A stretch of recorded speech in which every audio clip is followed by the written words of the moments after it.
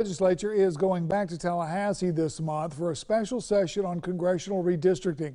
The pressure is on to redraw the maps before this year's elections, and a local woman is watching the battle very closely. News 13's Emily McLeod joins us live in our studios. Emily, how far do the impacts of the redistricting reach? Just given another congressional seat because of the population boom our state saw in 2020. Experts say if officials don't come to an agreement on redistricting, it'll be like that seat was never added, which is something that could impact all Floridians. The state legislature is working overtime to draw a new congressional map, but so far their efforts have fallen short. Every Floridian needs to understand that this failure to draw a proper map that incorporates our new district, we are all being harmed. Governor Ron DeSantis vetoing their most recent map, something that deeply concerns League of Women Voters President for Florida and Panama City resident Cecil Scoon.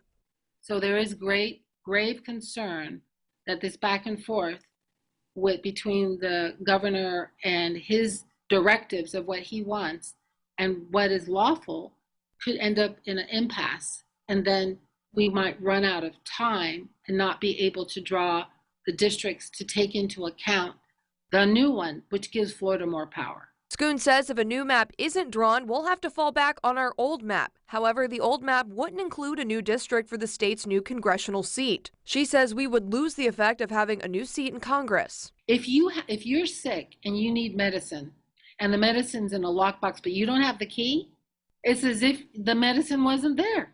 But a congressional seat isn't the only concern for the league. Scoon says Governor DeSantis' map would eliminate 2 predominantly African-American districts. The league's attitude is we don't want anybody's voice missing from the table when decisions are being made.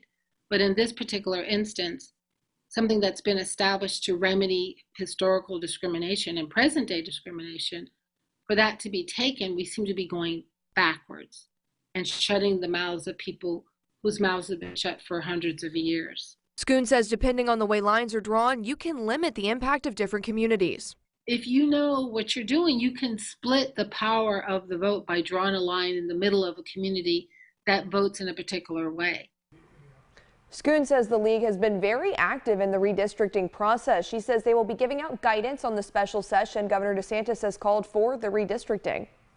Emily, it's been a pretty difficult road to get this map finished. When are they actually going to meet for the special session? The special session will begin on April 19th and it'll run through April 22nd. Scoon says the league will be there offering testimony and encourages anyone who is available to join them at the hearings in Tallahassee. And we'll be keeping an eye on it too. Thanks, Emily. Emily McLeod reporting live in our studios.